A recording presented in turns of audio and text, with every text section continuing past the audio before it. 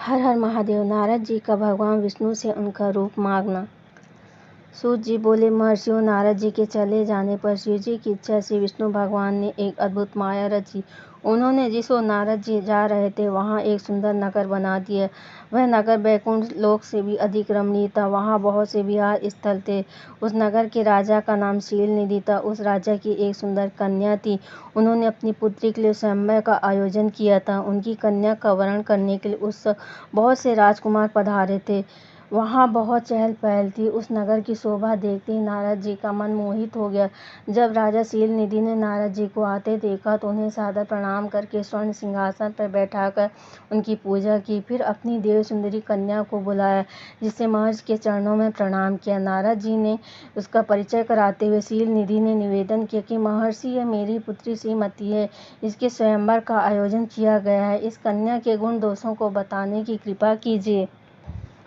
राजा के ऐसे वचन सुनकर नारद जी बोले, राजन, आपकी कन्या साक्षात लक्ष्मी है। इसका भावी पति भगवान शिव के समान वैभवशाली, त्रिलोकजयी, वीर तथा कामदेव को भी जीतने वाला होगा। ऐसा कहकर नारद मुनि वहां से चल दिए।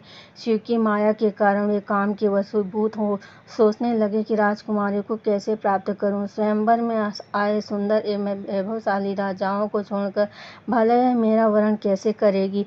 वे सोचने लगे कि नारियों को सौंदर्य बहुत प्रिय होता है। सौंदर्य को देखकर ही श्रीमती मेरा वरण कर सकती। ऐसा विचार कर नारद जी फिर विष्णु लोक जा पहुँचे। उन्होंने राजा शीलनिधि की कन्या के स्वयंवर के बारे में बताया तथा उस कन्या के साथ विवाह करने की इच्छा व्यक्त की। उन्होंने भगवान विष्णु से प्रार्थना की कि वे अपना रूप उन्हें प्रदान करें ताकि श्रीमती उन्हें ही वरे। सूत जी कहते हैं, महर्षियों, नारद मुनि की ऐसी बात सुनकर भगवान मधुसूदन हंस पड़े।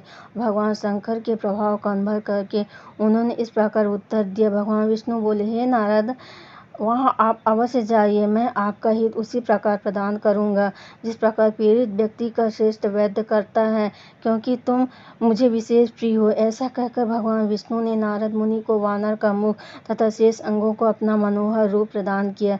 तब नारद जी अत्यंत प्रसन्न होकर अपने को परम सुंदर समझकर शीघ्र ही स्वयंवर में आ गए और उस राजसभा में जा बैठे। उस सभा में रुद्रगण ब्राह्मण के रूप में बैठे हुए थे। नारद जी का वानर रूप केवल कन्या और रुद्रगणों को ही दिखाई दे रहा था। बाकी सबको नारद जी का वास्तविक रूप ही दिखाई दे रहा था। नारद जी मन ही मन प्रसन्न होते हुए श्रीमती की प्रतीक्षा कर रहे थे। हे ऋषियों, यह कन्या हाथ में जयमाला लिए अपनी सखियों के साथ स्वयंवर में आई। उसके हाथों में सोने की सुंदर माला थी। वह शुभलक्षणा राजकुमारी लक्ष्मी के समान अपूर्ण शोभा पा रही थी। नारद मुनि का भगवान विष्णु जैसा शरीर और वानर जैसा मुख देखकर वह कुपित हो गए। उनकी ओर से दृष्टि हटाकर मनोवांछित वर की तलाश में आगे चली गई। सभा में अपने मनपसंद वर को न पाकर वह उदास हो गई। उसने किसी के गले में वरमाला नहीं डाली। तभी भगवान विष्णु राजा की वेशभूषा में धारण कर वह वहाँ आ पहुँचे। विष्णु जी को देखते ही उस परम सुंदरी ने उनके गले में वरमाला डाल दी। विष्णु जी राजकुमारी को साथ लेकर तुरंत अपने लोक को चले गए। यह देखकर नारद जी विचलित हो गए। तब ब्राह्मणों के रूप में उपस्थित रुद्रगणों ने नारद जी से कहा, हे नारद जी, आप व्यर्थ ही काम से मोहित हो सौंदर्य के बल से राजकुमारी को पाना चाहते हैं।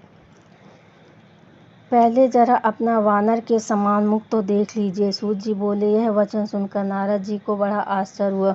उन्होंने दर्पण में अपना मुंह देखा। वानर के समान मुख को देखकर वे अत्यंत क्रोधित हो उठे। दोनों रुद्रगणों को शाप देते हुए बोले, तुमने एक ब्राह्मण का मजाक उड़ाया है, अतः तुम ब्राह्मण कुल में पैदा होकर भी राक्षस बन जाओ। यह सुनकर वे शिवगण कुछ नहीं बोले, बल्कि इसे भगवान शिव की इच्छा मानते हुए उदासीन भाव से अपने स्थान को चले गए और भगवान शिव की स्तुति करने लगे। हर हर महादेव।